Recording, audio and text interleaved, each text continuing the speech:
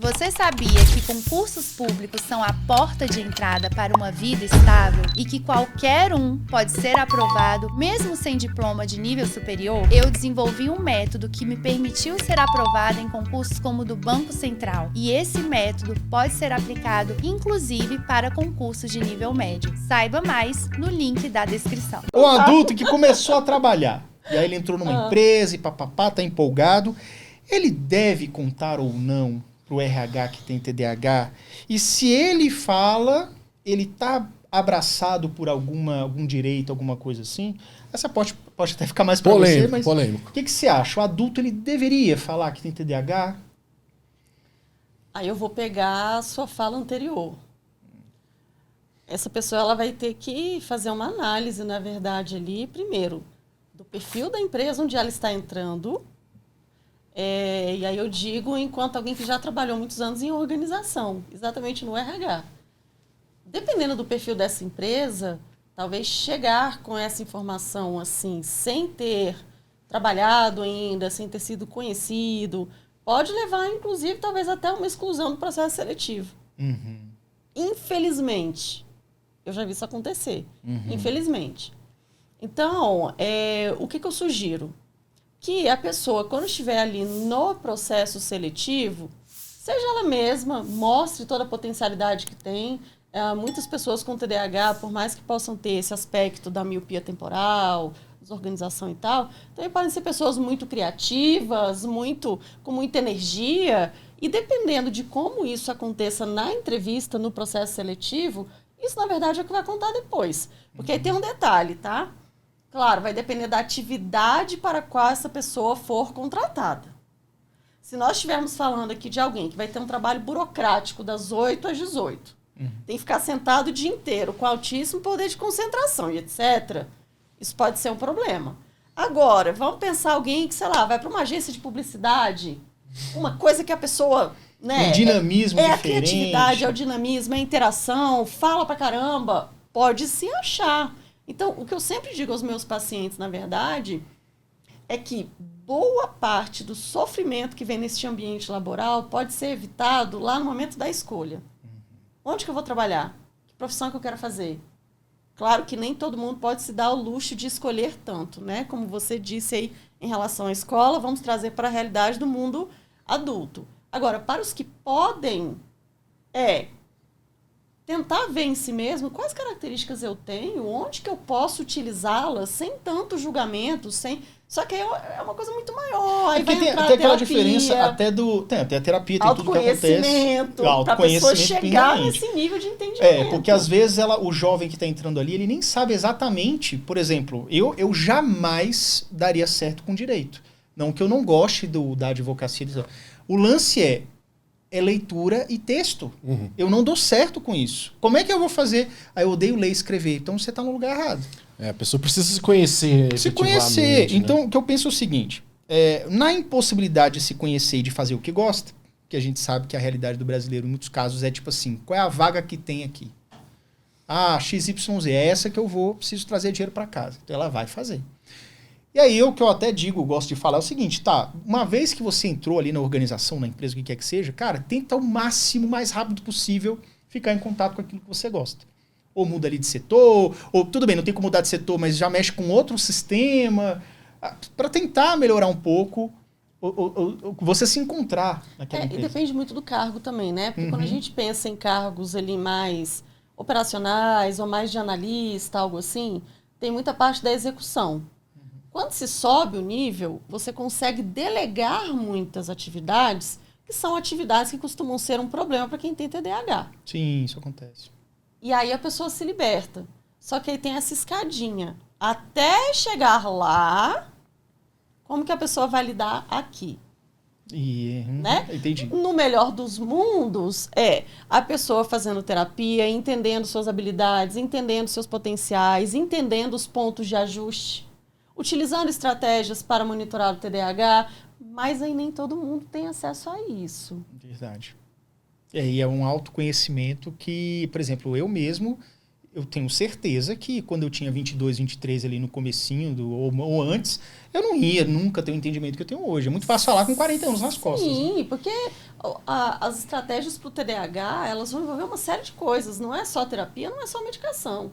Isso eu falo todo dia para os pacientes. Uhum. Tem gente, Yuri, tem pessoas que estão fazendo terapia, estão tomando medicação, por exemplo, mas a vida ainda não fica funcional. Aí quando a gente vai avaliar, alimentação péssima. Aí agora eu tô lembrando da nutricionista que veio aqui. Que veio e falou. Falar a importância de uma alimentação adequada e pode ser feita uma alimentação ajustada para o TDAH. Sono completamente inadequado. A pessoa não faz atividade física nenhuma, não tem uma fonte para direcionar toda essa hiperatividade, todo esse estresse, toda essa raiva. Então, assim, se pensarmos para que a pessoa se torne um adulto funcional, tem que levar em consideração todos esses aspectos. Só que, infelizmente, no nosso país, de fato, o acesso a tudo isso se torna difícil. É verdade. Porque vai procurar saúde no SUS, não encontra profissional. Vai pelo plano de saúde, não tem lá limitação de sessões.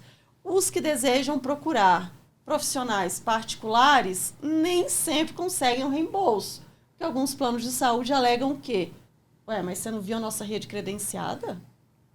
Tem psicólogo, tem psiquiatra. Por que você está procurando outra pessoa? Ou seja, a pessoa não tem nem liberdade de escolha. Coitado, né? Você tá fadado mesmo a se lascar, né? Sim, os profissionais do plano recebem muito mal. Um psicólogo do plano de saúde, Yuri, recebe em torno de R$25. R$25. A gente não dá nem para comprar o lanche depois do negócio. R$25. Essa pessoa chega num burnout. Chega. Porque essa pessoa atende 10, 12 pessoas por dia, todo dia. E ainda assim, demora às vezes 3, 4 meses para receber. Para receber o negócio, é verdade. Tem isso, tem um atraso, estamos de lei, não. Tem, sabe? Então é um efeito dominó bastante complicado quando a gente pensa em tudo relacionado ao TDAH aqui no nosso país, sim. E doutor, o que você pensa sobre isso? O adulto que chegou ali e tal, ele fala ou não fala, alguma coisa protege, e caso a empresa ela pode demitir por ter TDAH. E a gente fala, Franco, aqui a gente está falando assim, a escola, o ensino, ele é uma questão do direito adquirido. Quando a gente lida da empresa, de uma companhia, o que quer que seja, ela vai visar o lucro, ou seja, ela vai querer o máximo possível, gastando o mínimo possível, né? Então ela sempre vai escolher os melhores funcionários, ela vai escolher e tudo mais. Agora, existem algumas situações onde, por exemplo, onde eu trabalhei no Banco do Brasil, eu não tive problema. Eu, na verdade, não conheço ninguém que tenha sido demitido do Banco do Brasil, mas digamos que teve uma situação dessa. Como é que a pessoa pode se proteger ou não? E como é que ela pode saber assim, eu fui preterido porque eu tenho TDAH? Como é que é isso? Pois é, Yuri. É uma questão que na prática também é bem complicada, bem controversa, né? Como a Carol bem colocou. No mundo ideal, as pessoas deviam já, até no processo seletivo, dizer, não, eu tenho TDAH. Mas a verdade, a gente sabe que essa pessoa vai ser preterida por um outro candidato que não tenha, porque já se sabe que o TDAH tem algumas dificuldades, às vezes pode levar um tempo maior para executar uma atividade, pode desenvolver problema de relação interpessoal no ambiente de trabalho. Então, assim, é preciso que a pessoa avalie, de fato, a conveniência ou não e entender a organização que ela está inserida. Né? Então, por exemplo, se ela entra numa empresa que tem uma política de inclusão, né, que vai reconhecer as dificuldades ou as particularidades que ela tem para poder desenvolver um bom trabalho, para poder ter o mesmo rendimento que os outros empregados, os outros funcionários, ela pode falar, num ambiente de uma empresa pequena, né, essa pessoa vai sofrer efetivamente preconceito. Né? Ela vai sofrer. E isso, o problema disso é fazer prova. Né? Porque a pessoa nunca vai te mandar embora falando, não, estou te mandando embora porque você tem TDAH. Isso não vai acontecer, né? Ele vai usar... A gente tem a dispensa imotivada no Brasil, né? Que permite que a pessoa seja despedida sem nenhuma justificativa. Né? Mas a gente sabe que existem os preconceitos, existem... Então, o que a pessoa precisa fazer é tentar se munir... A partir do momento que ela... o TDAH é revelado, né? Às vezes nem é por uma... a própria pessoa, sei lá, comentou com um amigo falou com outro, né? Em empresa a gente sabe que isso acontece. E isso acaba chegando nos donos, nos diretores da empresa. Isso é complicado, porque assim, vamos tirar... Até se não tiver TDAH rolando, a empresa por si só é um antro de fofoca, de Exatamente. De não sei o quê. Ai, não gosto da sua cara, eu vou puxar seu tapete. E aí o coitado, se ainda fala que tem TDAH, aí é mais um alvo na testa dele. Ele vai sofrer o preconceito dos colegas de trabalho e da chefia, né? Da pessoa que está acima dele hierarquicamente. Mas é importante essa pessoa se preocupar... A legislação trabalhista, ela tem mecanismos para não permitir que as discriminações no ambiente de trabalho ocorram, né? Então, o que ela precisa, de fato, a partir do momento que revelar que tem TDAH, se munido das provas necessárias, das testemunhas, né, eventualmente, da diferença de tratamento que ela tem comparado com outros colegas de trabalho que não têm TDAH, né, municiar as provas e, eventualmente, entrar com uma ação trabalhista pedindo um assédio moral, né, uma indenização, que na prática é uma indenização por assédio moral, por discriminação, né, ou procurar o Ministério Público do Trabalho ou o Ministério do Trabalho para fazer uma fiscalização naquela empresa. O ruim das denúncias é que elas têm como consequência, via de regra, a dispensa desse empregado, né, ou a partir do momento que ela vai buscar uma indenização por assédio moral, ela vai acabar recebendo, de fato, tendo como consequência a demissão, a dispensa dele, né?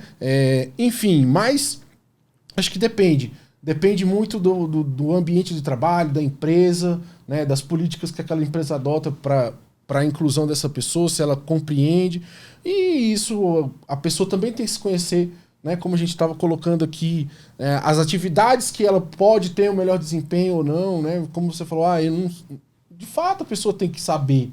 Fala assim, poxa, eu não posso me candidatar para uma vaga que eu vou claramente... Eu vou rodar. É o autoconhecimento que a pessoa tem que ter. Fundamental, fundamental.